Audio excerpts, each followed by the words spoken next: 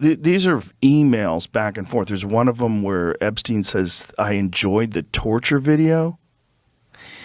There's these references to pizza, a lot of references to pizza that are 100% some kind of a code. There's something deeply ironic about watching Joe Rogan sound shocked about the Epstein files.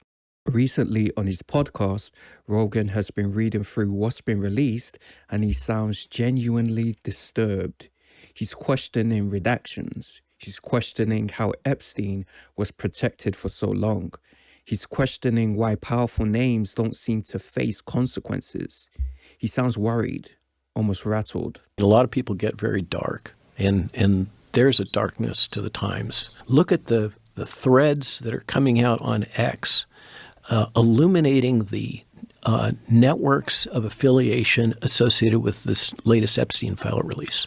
Just mind-blowing. Mind-blowing. Yeah. And it is just like, we can sit here and bitch and whine saying, oh, they didn't release that, or blah blah blah. This is redacted. All that's true, but still, the impact of that information, and we're still getting to the bottom of it. It's completely changed most people's narrative of what happened. Like, we had this sort of vague understanding, but when you see in the email, like, clear evidence that they're talking about children in pretty obscene ways, horrifying ways. So that was the thing that, like, even when I talked to Mike Benz about that, he was sort of incredulous about that. It's like, I don't think they would use children. It just doesn't make any sense if they got caught. But it just seems like, if Mike Benz was incredulous, that's pretty big. I just don't think we really knew until we saw those files come out. Yeah. And then you go, oh, well, there's no denying it now. My position on it is completely shifted. I thought there's probably some really sick people that have an appetite for that, but I hadn't seen any real evidence for it until these files. And now they're like, oh, this is demonic. This is clearly demonic. And that's where Jack White stepped in. Jack White, the man behind Seven Nations Army, a song that's basically a global stadium chant at this point, looked at Rogan's new tone and basically said, no shit. His criticism wasn't subtle. The message circulating online from White mocked Rogan for acting surprised now. The implication was simple. We all knew powerful people were protected. We all knew the rot was deep. You don't get to act stunned now after helping create the environment that gave those same people cultural legitimacy.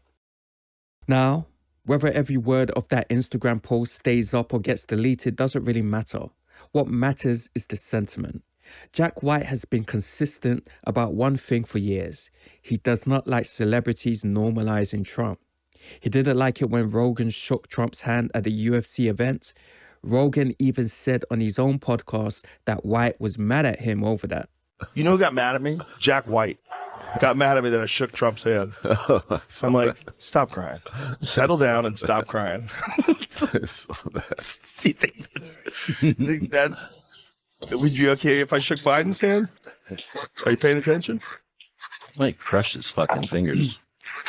He tried to get you, though, with those fucking bony old broomstick hands. Oh, I'll tell you right, when I was younger, I fucking shook the shit out of your hand. Just come up behind you and sniff your head. So this isn't random. This isn't a drive-by.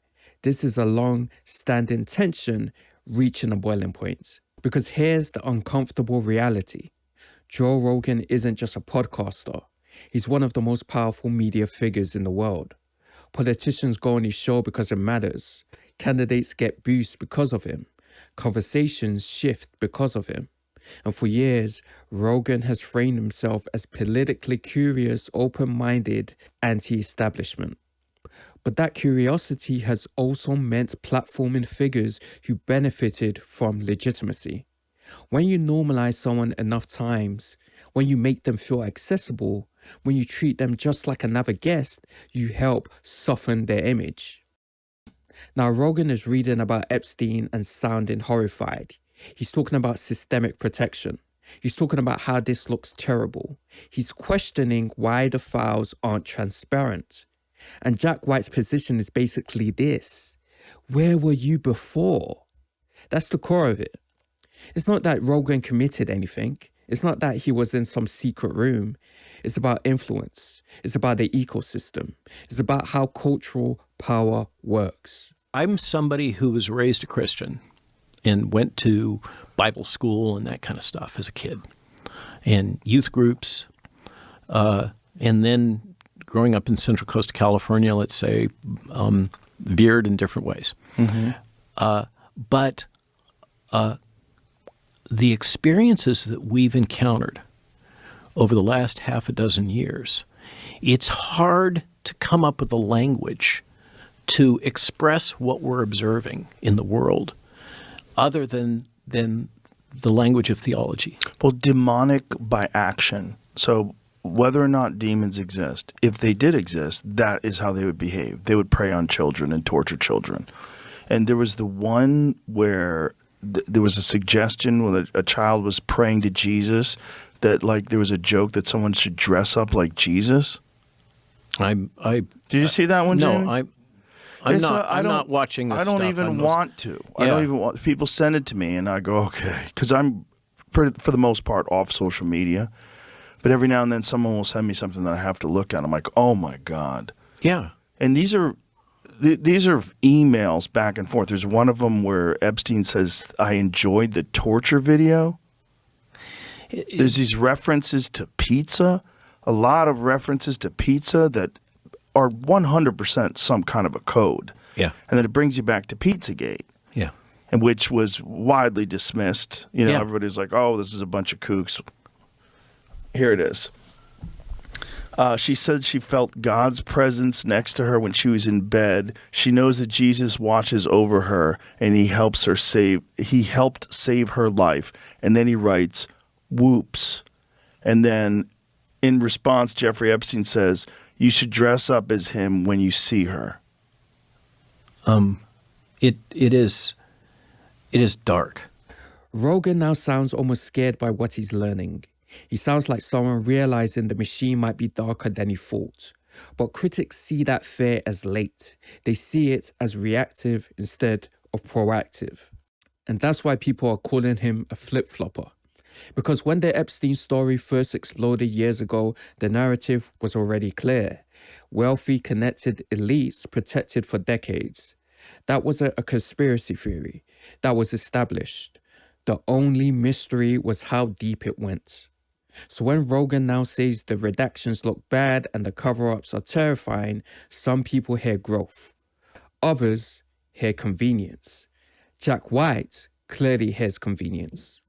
From his perspective, you don't get to amplify certain figures, brush off concerns for years, and then act like you just discovered corruption.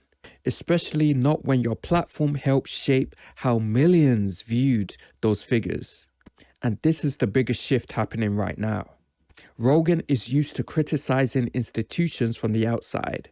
But when you become the institution, when presidents seek your approval, when your endorsements move votes, you don't get to act like you're just some guy in the garage anymore.